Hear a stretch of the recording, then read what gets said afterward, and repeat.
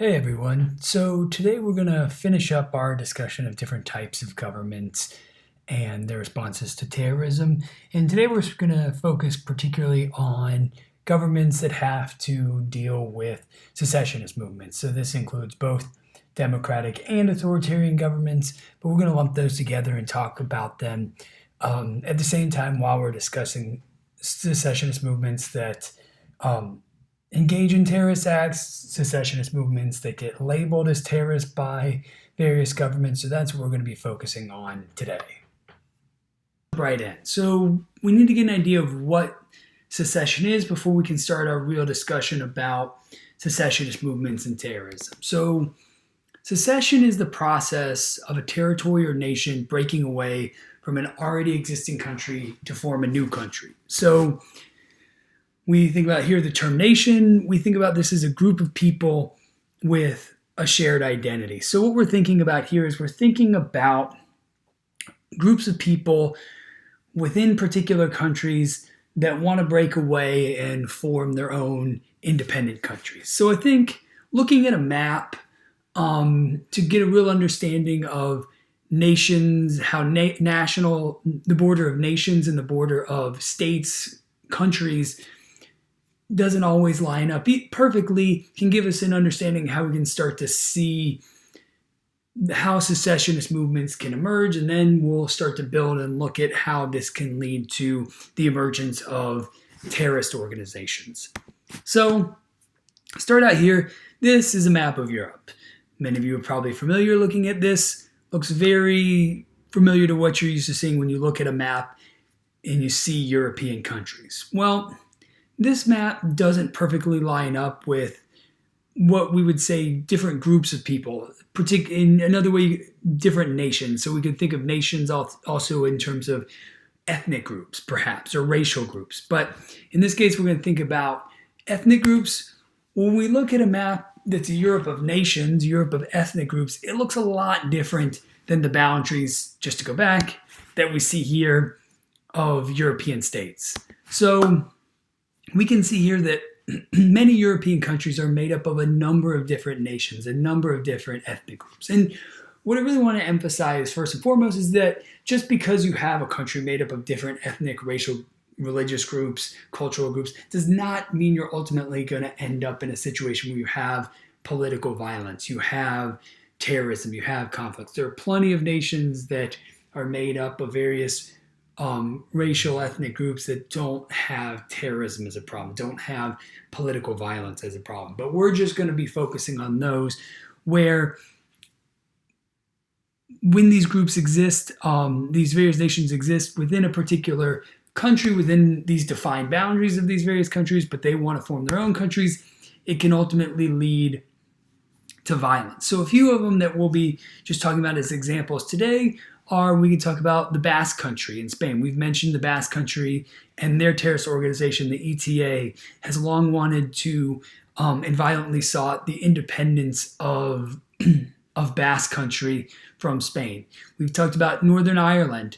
If we look here at a map of the United Kingdom, we can see here Northern Ireland is part of the United Kingdom, not part of Ireland, but Northern Ireland wants to reunify with Ireland. And the Irish Republican Army, terrorist organization, has long fought to try to gain Northern Irish independence so they can reunite with Ireland. We have the Kurds in Turkey have long wanted to form their own independent country. And we have the organization called the PKK, a Kurdish terrorist organization that operates in Turkey that has tried to force Turkey to grant independence of Kurdistan. So as you can see here, Kurdistan is a nation, but when we look at our map of Europe, you can't exactly see, but there is no independent Kurdistan. It's part of Turkey. And then also we talked about in our lecture on authoritarian governments, we talked about Chechnya. Chechnya is this region here in southern Russia that's part of Russia as a country, but is its own ethnic group. We have ethnic Chechens here who are part of the Russian state. So we see here that there are a lot of groups that are part of a particular country that want to form their own independent country that is made up predominantly of their particular nation, their particular ethnic group.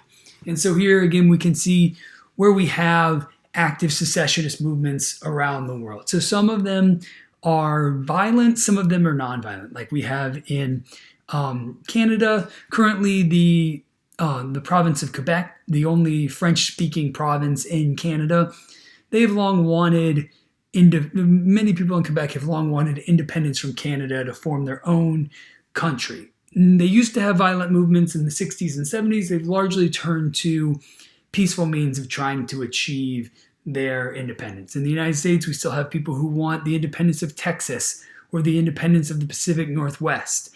And then here, as we talked about in Europe, we have a lot of groups that have been engaged in violent terrorist attacks, form violent terrorist organizations to represent the cause of their particular nation gaining independence. So we have to think about how countries respond to secessionist movements. We see countries have taken a number of different approaches to try to deal with them. In some instances, countries are willing to peacefully grant the secession of a particular territory that wants to gain independence. We've seen this occur in the past where there have been the United Kingdom, for example, in 2014, willingly allowed Scotland to have a referendum to ultimately try to achieve independence. They were going to have a vote. The vote ultimately didn't pass, so Scotland remained part of the United Kingdom, but they had a peaceful opportunity through a democratic process to determine whether Scotland would become an independent country. We also see that governments will try to appease these particular groups of people, these nations within a particular territory, within their particular countries, through the creation of parliaments that have certain powers that are granted to them, certain elements of cultural recognition, so recognizing the languages of these particular minority nations at a national level to try to give them greater buy-in to the state as a whole, so that these groups don't see themselves really as being repressed by the state, but as being included as part of the broader idea of a nation. So, for example, we could see this in Spain or in France, who was very willing to try to accommodate certain cultural aspects of Brittany, a particular region of France, to try to encourage them to think of themselves again more as French than just as Britons. So this is how we can see this peaceful response to terrorist movements by governments.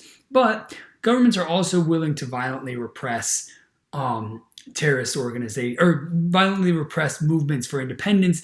And we can see this can often be a factor in the emergence and perseverance of terrorist organizations that represent those particular secessionist movements. So the IRA in Northern Ireland has long fought against the British government. The British government has engaged in a number of repressive tactics to try to eliminate the IRA, to really root out and tamp down any ideas of Northern Ireland gaining independence and then joining up with Ireland. The British government has been willing to use repressive tactics in various instances to try and stamp out these secessionist movements. And so what they'll often do, even at times, especially authoritarian governments, will label these particular independence movements as really terrorist ideologies and label these particular groups that maybe even are peacefully moving to try to achieve independence as